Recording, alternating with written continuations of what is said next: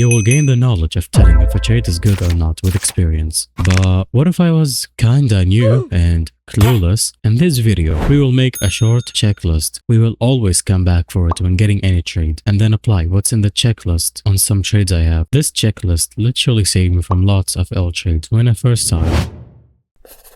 Okay, firstly, we have to obviously look at the percent given and if the trade is either a downgrade or an upgrade. And if you don't know what they mean, basically, an upgrade is where you trade your several items into a bigger one. That's where you overpay. And downgrade is the exact opposite. That's where you get the overpay. We have to aim at getting 10% at least in overpays from downgrading. And when we upgrade, we have to aim at paying from 3 to 5%. And when I say 10% or 3%, I mean 10% of the value. If the item is valued, and if it's not, then the percent is based on the wrap. And to get the percent, just use a calculator. But if you're lazy, then just install Roblox extension. I'm gonna link it down below. But some items that has very good demand, they get even more than 10%. But how do I know how much each and every item pulls in overpays? And for that, my eye is exactly the reason why my Discord server exists. We have a Discord bot that tells you exactly how much by typing /check and the limit acronym in the commands channel. Feel free to use it before you can't. What's the demand of the item? Demand is how often the item is traded or sold. In most cases, the more the demand, the more overpay the item gets, because flipping it is going to be so easy. Demand can range from terrible all the way to amazing. And to find if the item has demand, you can search it up on Roblox. But some items doesn't have demand assigned to them. How do I check their demand? Simple. It has to be selling at least like 6 to 7 times a day to be considered a good demand item. This might be the most important check because, as you know, each item has a recent average price and the recent average price goes up or down depending on the best price. If the best price is over the wrap goes up, and if the best price is below the wrap, it will follow it and drop. So checking the best price of each item given and checking the last 10 sales before accepting is a must. And the reason I said 10 sales is because you never know how random sales are. So last 10 sales just gives you a good idea about the item current state. Now this check you can only apply to valued items. Talking about this is gonna eat up a lot of time and make the video long, so I'm gonna try to simplify it the most. If the wrap is too far below the value, the item is gonna drop. If they're close, it's safe. If you want the full detailed explanation, I made a whole video just about the wrap to value gap. It's gonna be at the corner. Take a look if you need it.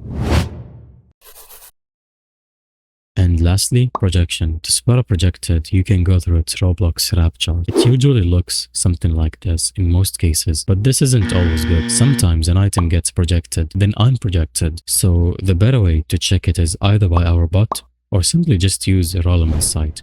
Now here comes the part that we apply the checklist on. Give me your attention a little bit because this is where you learn and build the knowledge of analyzing trades and mastering it from first sight. Enough yapping and let's jump right into the trades. Okay, so firstly, we're gonna start with the wizard trade.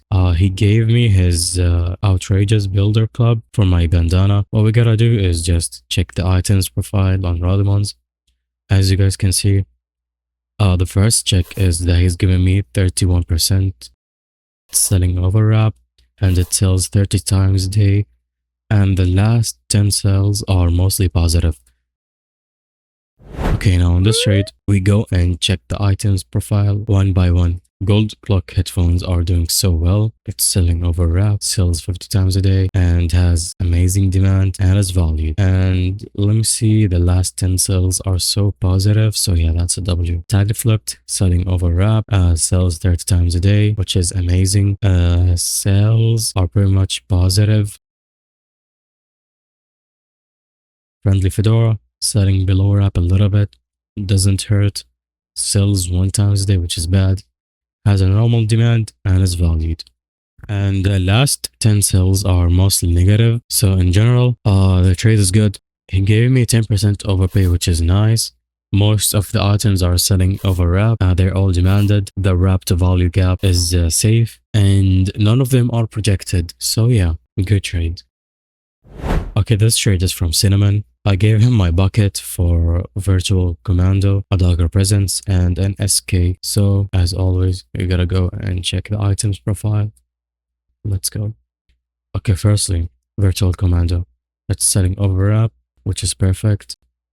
sells 1 to 2 times a day, normal demand, which is not bad for an item at this range. And last 10 sales are mostly positive, which is a huge W. And then we have this one, Darker Presence, selling overlap, which is nice, selling 3 times a day, which is meh. And sales are mostly positive. Yep. We have this one, selling overlap, perfect, sells 52 times a day, perfect. And then last 10 sales are positive, nice. So in general, the trade is actually perfect. It gave me almost 30% of a pay, which is so perfect. And the item has a good demand. They're all selling over wrap, and the wrap to value gap is safe, and none of them are projected.